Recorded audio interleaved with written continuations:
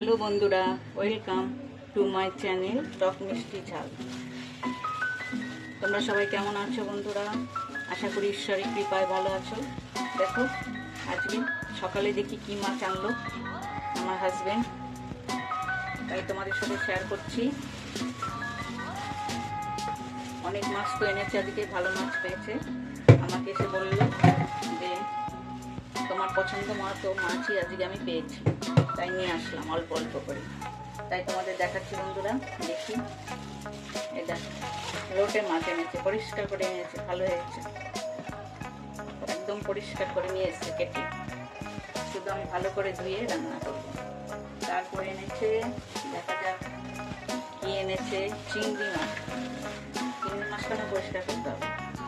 ভালো চিংড়ি পেয়েছে, দেখো বড় বড়। আর কি এনেছে, পাবদা মাছ এনেছে, পাবদা মাছ। দেখো ডিমালা পাবদা, এটা একটু কেটে এনেছে পরিষ্কার করে, তবে আরো অনেক করতে হবে এর মধ্যে আমার পরিষ্কার। আর এটা কি এনেছে, আচ্ছা ট্যাংরা মাছ। হ্যাঁ, সবই আমার পছন্দ মতো। দেখো বন্ধুরা, এটাও একটু পরিষ্কার করেছে, তবে পুরো পরিষ্কার তো করে দেয় না ওরা, যতটা পারে করে দেয়। আমার এখন এটাকে ঘষতে হবে ভালো করে।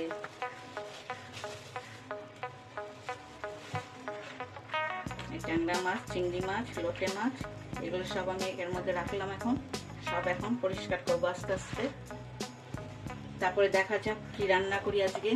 পাবদা মাছগুলো ভালোই আছে সাইজটা,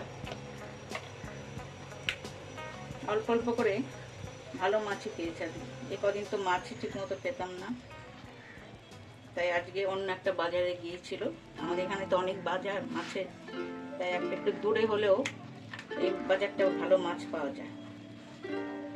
তাহলে রাখছি বন্ধুরা, তোমরা সবাই ভালো থেকো, সুস্থ থাকো। আমি এখন এই মাছগুলো সব পরিষ্কার করব, তারপরে তোমাদের দেখাবো। হ্যাঁ বন্ধুরা, আমি যে মাছটা ট্যাংরা মাছই করবো আজকে, একটু পাতলা ঝোল করবো ট্যাংরা মাছের। মাছটা আমি পরিষ্কার করে লবণ মাখিয়ে রেখে দিয়েছিলাম।